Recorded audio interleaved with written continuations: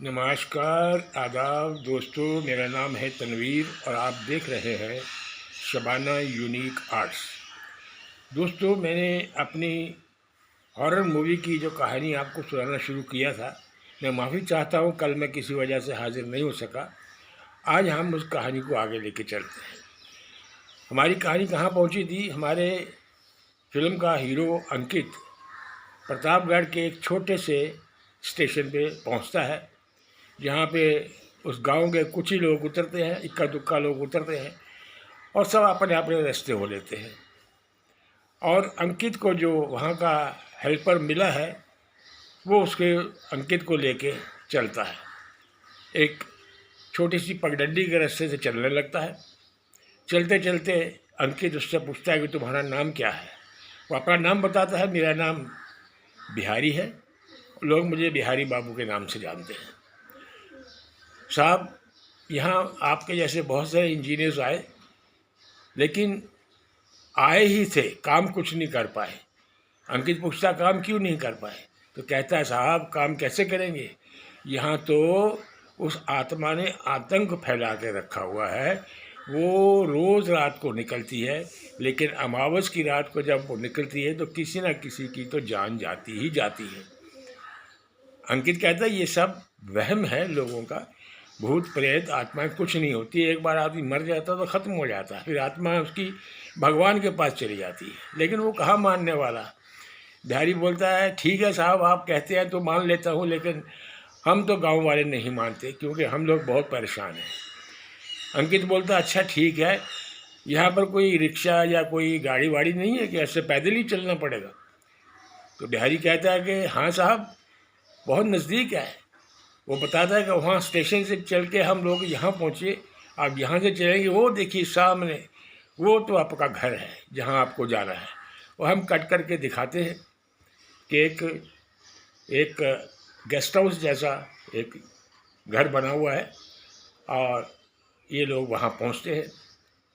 जैसे यहाँ पहुँचते हैं तो अंकित देखता है बहुत जाले वगैरह लगे हुए हैं, बहुत ही मतलब कि ख़राब हालत में है वो गेस्ट हाउस। अंकित कहता है यहाँ तो बहुत ख़राब हालत है।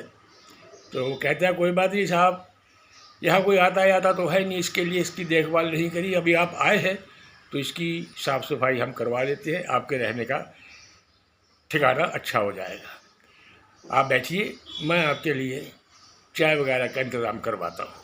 और वो कह के चला जाता है। अंकित एक कुर्सी जहाँ पे मट्टी वट्टी लगी उससे झाड़ के फूंक के बैठ जाता है।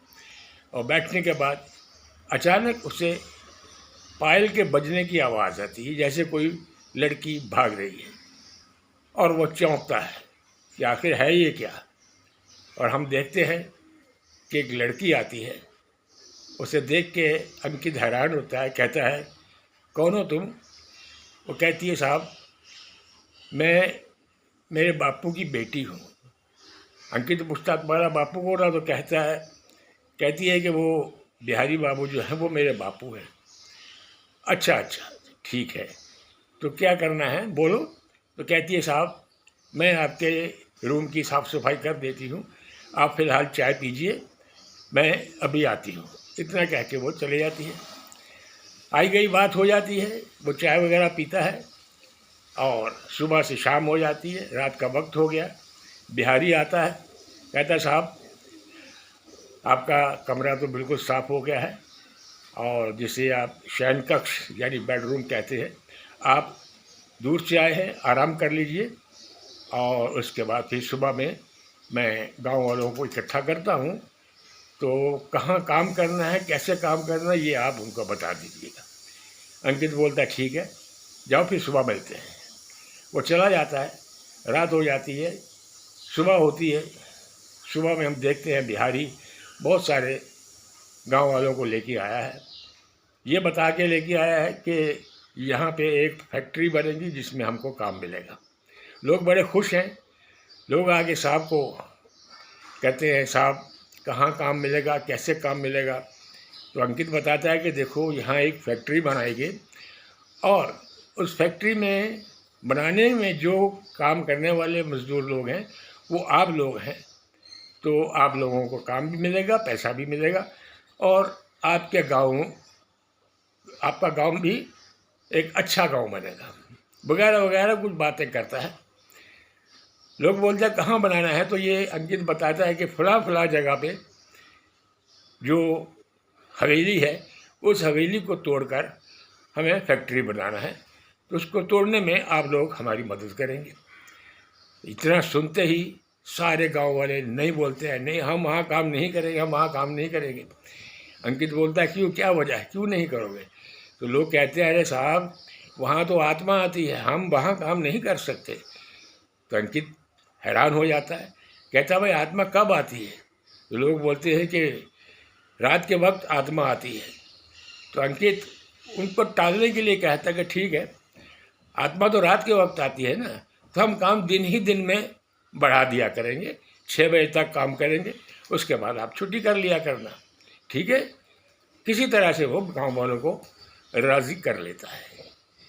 अब साहब दूसरे दिन से हम देखते हैं कि उस खंडरों को वहाँ काम चालू हो जाता है और मज़दूर लोग काम कर रहे हैं और उस हवेली में जैसे ही हवेली में घुसते हैं, अचानक में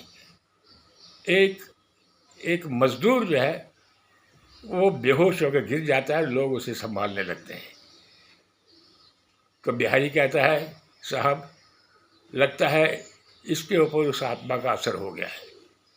दोस्तों आज की कहानी यहीं तक, आगे क्या होता है बड़े इंटरेस्टिंग बात है, ये मैं आपको कल बताऊंगा।